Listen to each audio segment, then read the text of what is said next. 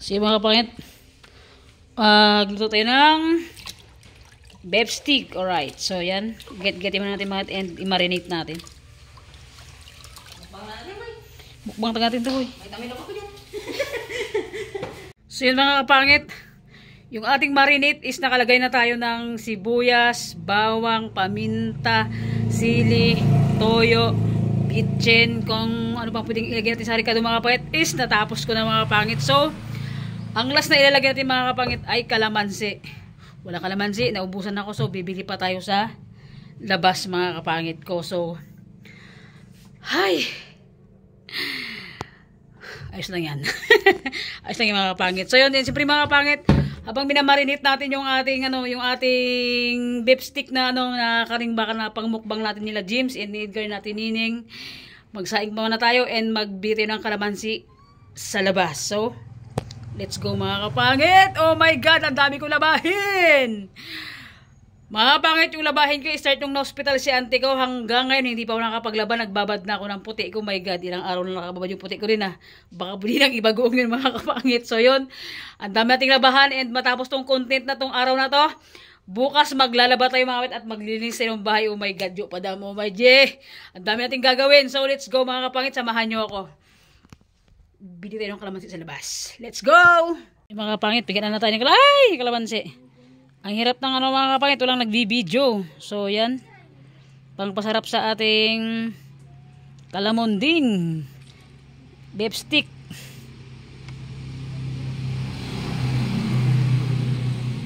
So yung mga kapangit, pasensya na kayo sa ating dirty kitchen. So, mga kapangit, yung lagyan nating kalamansi, halos 1 kilo din yan, pero parang walang asim Dinagdagan na ng konting suka mga kapangit. So yan, 3 hours nang nakababad to mga kapit itong marinate natin and sibuyas bawang igigisa na natin mga kapangit. So pasensya na po sa sa dirty kitchen. Mga kapangit, grabe ang tagal magluto ng beef stick, napakatagal ng proseso mga kapangit. So yan, binabad ko siya ng 3 oras bago ko siya ginisa mga kapangit. Mga kapangit, meron nating mantika.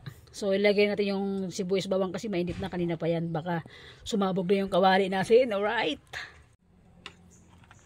so yan, lagyan natin yung sibuyas bawang, sabay-sabay na natin mga kapangit, pasan din naman yan, maluluto din naman mga kapangit at igigisa rin naman. So yan, isara natin, hindi na makahabol ang lunch to mga kapangit, panghapunan na namin ito. Kasi ang oras ay alas 11 na mga kapangit ko. So yan, aywan ko ba, matanghalian tayo magigising. Dahil nga naglakwat sa kami kagabi, kami nila James magkakasama ni Edgar, ni Ate Nini. So yan, hi, nako po, Jesus name. Salamat sa araw-araw na pagising ko, na okay ako, na wala tayong naramdaman ng sakit mga kapangit. Sobrang blessing na para sa akin yung mga kapangit ko. So yan, paano natin pasunog-sunogin natin. Pinaghiwalay ko mga kapangit yung karne niya. Tinanggal ko na dito sa may nakamarinate para ito yung isabaw natin mamaya mga kapangit. Igisa muna natin yung karne. So yan, bali yung sili na nilagay ko dyan mga kapangit is 10 piraso lahat yan. So yan, igisa natin, sunog na yung mantika natin ay sunog yung mantika, yung sibuyas bawang natin. Sunog na yung ating sibuyas bawang, lagyan na natin.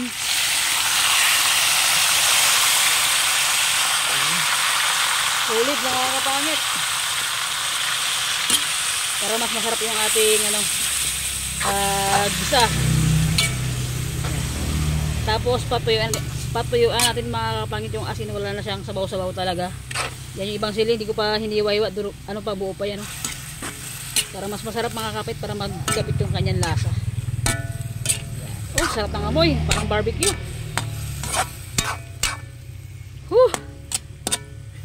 Yan, alright. Pangit, asawa na lang talaga. Kulang sa atin. Ay, ayaw ko. Mga kapait, darating sa atin yan. So yan, haluin muna natin mga kapait at baka baka dumikit na to, baka nasunog na. So wait lang. Ang hirap ng mga kapait, ang hirap ng nagluluto ng walang nagbibideo. Salaga, promise, pero carry lang yan. So yan, haluin natin.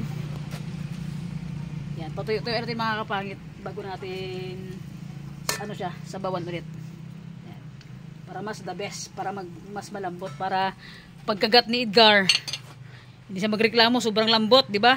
Para hindi matanggal yung ngipin niya, mga kapangit ko. So yun, siyempre mga kapit, pag natapos na natin lahat yan, nakapag-prepare na tayo, as in tapos na lahat, and siyempre, i-chat na natin sila para punta na sa dito pag, siyempre, baka hindi ko na masundo si Queen Bee. Daanan na lang siya ni Edgar mamaya, kasi mag-prepare pa ako, kukuha pa ako ng mga daon ng saging, chichi, at maglaga pa tayo ng okra, talong, wala na. Mga pangit. Okra, talong lang yun mga pangit. So yan. Talong mga tignan yung kaldero natin. Yan mga pangit. Yan. Bahat mga pangit. Pasensya na kayo sa sa kusina natin. Talaga mga pangit. And sana ngayong katapusan pag medyo maging okay yung sahod natin. Sa kabila ipapalipat ko natin yung kusina ko doon sa may ligod na ng bahay natin. Kasi dito sa front tingnan nyo, di ba? May mga dumadaan asin sa tabi ng karsada yung ating kusina, mga kapangit kasi tignan. Tapos pag kami dumadaan dito, tapos nagluluto tayo, ay naku po, nakatingin sila dito sa atin.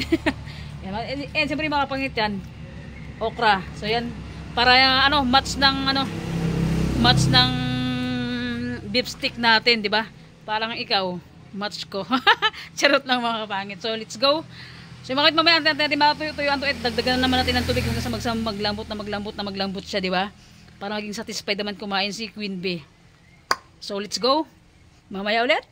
So yan, bilis kumulo Ay, iba rin tong uling natin parang gasol So yan mga naku, umulo na siya. So papatuyuan natin yan. So tingnan niyo mga pangit, grabe ang sarap. Yan, di ba? 2 times na rin akong nagluto ng beef stick na to mga kapatid. Kung naalala niyo, meron sila Kuya Pads ko. Sakto kasi pagdating nila is nagluluto tayo ng ng tawag niyan, ng beef stick, kasi yun din yung araw na magmumukbang kami nila nila James sa Edgar. So yun, nagluto tayo ulit mga kapatid, kasi medyo na-miss ko rin. Parang siya lang na-miss ko ba? Diyo pa daw, panay nang hugot mo kayo na ay ayaw ko. Di ba? Ganun lang talaga mga kapatid sa buhay natin. Kailangan natin maging happy, maging masaya araw-araw mga kapatid, kasi nga hindi natin alam kung hanggang kailan tayo dito nabubuhay sa mundo. Kaya habang dumadaan yung araw, yung buwan, yung minuto, sulitin natin magpakasaya mga kapangit. Kahit walang-wala tayo, at least masaya tayo mga kapangit ko. So yun ang isang natutunan ko sa sa pagkamatay ni Ante. As in kahit walang-wala mga kapangit, basta't maging happy lang tayo. Mga kapangit, patuyo na yung ating beef stick mga kapangit. Lagyan na siya ng tubig. Antayin natin magkunting tuyo pa. Oy, nako, Diyos mio, Santisima, sino may mga tuyo dyan sa utak, my God. Paypay muna natin mga kapangit. So yan, medyo mga kapangit, medyo matagalan taga magluto sa sa pugon, kasi hindi dire-diretso yung apo. Siyempre pag paypay ka na naman, lagay ka na naman ng uling. So yan, haluin na rin.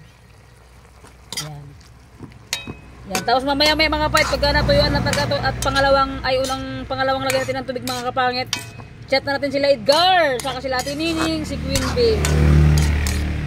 Papuntayin na natin sila dahil nga ang ating beef stick ay palambot na. Alright, ay ayaw ko. So yan. Yan mga kapangit, tatakam na ako sa ating ulam. Yan, pag natuyuan mga kapangit, lagyan natin ng ulit ng konting tubig. Yan, para maglambot siya. Kalas na ilagay natin ito. Ito yung pinaka sabaw niya, tapos patuyuan natin mga kapangit ko. So yan, napakasarap niyan. So yun mga kapangit, tuyo na yung ating beef stick. So yun, pakita mo nga Bi. Pakita mo nito Bi. Yan, tuyo na sa mga kapangit. So dagdagan natin ng ng 3 basong tubig mga kapangit, para siya maglambot. So yan, usog-usog ka konti Bi, para makita, usog-usog ka konti. Yan, lagyan natin ng isa. Para maglambot siya mga kapangit. Kasi templado na siya, malasa na yan siya. 2. 3. So yung mga kapangit, pag natuyuan yan, ilagay na natin yung pinaka-fix na sabaw niya talaga. Yung pinaka-marinate na na sabaw niya na pinagbabaran na natin. So takpan na natin. Diba? So yun mga kapangit ko, pag ako nagluto, dilap kamay, hindi sarap lang. Yun mga pangit, nakalimutan na natin na ilagay ko na yung ano bago natin na i-video mga pangit. So yan mga pangit, nilagay ko na mga pangit yung kanyang pinaka suster nga mga pangit. So yan mga pangit, pagka natuyuan yan siya, okay na mga pangit ko, let's go na tayo. So yan, antayin siyang kumulo at tuyong-tuyo na yan. So yan, bago natin imukbang mga kapangit. Alright, so yan. Kumulo na siya. So lagyan natin mga kapangit ng ano. Lagyan natin ng asukal mga kapangit. Ito kasi mga kapangit yung iba hindi na naglalagay ng asukal. Pero ako, lalagyan natin mga kapangit ng asukal. Yung sakto lang na asukal mga kapangit. Yung magkapit yung asim, yung anghang, yung tamis mga kapangit. Ayun kasi yung pinaka the best. Yung matamis, yung maanghang, yung maasim, yung lumalaban. Ay, sorry pag hindi ka lumaban. Ay, ayaw ko. Abadyo pa daw, may napapansin sa vlog natin talagang pa ng hugot natin. So, natin mga kapit ng asukal para naman mas masarap. Naimas ga sa Ilocano, naimas. Yan. Lagyan din asukal mga kapagit. Yan. Yan. Oh, dinan ako na ng video yata. Hindi na nakita. Ang hirap ng walang video mga kapangit. So yun, siyempre, after niya mga kapangit, alam nyo na anong gagawin natin dito sa ano natin. Ibuhos hindi tira mga kapangit. Imikos-mikos natin mga kapangit. Siyempre, so ipapakita ko sa inyo. Yan mga kapangit, halo-haloin na natin. Grabe, nakakatakam tong niluto ko. So yung mga kapangit, yung asukal niya, kunti lang muna yung yung nilagay natin. Itikman muna natin mga kapangit. After natin tikman, siyempre pag matuyo na siya, lagyan natin ulit ng another asukal ulit. So yan. So yan mga kapangit. Pag medyo tuyo na yan siya, hindi pala tuyo, kunting tubig lang mga kapangit. Haunin na natin, tapos lagyan natin ulit ang pangalawang asukal mga kapangit ko para matansya natin yung tamis niya. Baka mamaya sobrang tamis. Ay, beef stick na minatamis na ito, Jopadam. So, yan. So yun mga kapangit, lagyan natin ulit. Jopadam, kalma. Nabubulol tayo. Yun mga kapangit, lagyan natin ulit ng asukal. Para mag-agaw anghang, agaw tamis, agaw asim. Lahat na sama-sama na. So, yan mga kapatid. Ito man, hindi ko siya patuyuan para may sabaw-sabaw siya kasi mas masarap pag pagka hindi ganong dry and hindi ganong tuyong-tuyo yung ating beef stick. Alright. Ano yung lasa nito ba? Lutong binulan dos pag hindi maubos, ibos ay hindi. Masarap ito. So yung mga pangit, siyempre unang-una tikman natin pagka kumulo siya ulit. So yan, anong lasa ng beef stick natin na to. Tignan nyo naman, napakasarap. Nay, kita imet, nay. Nag-iimas tali, nay. Nag-iimas mga pangit, nabisin ako, nay. Alright.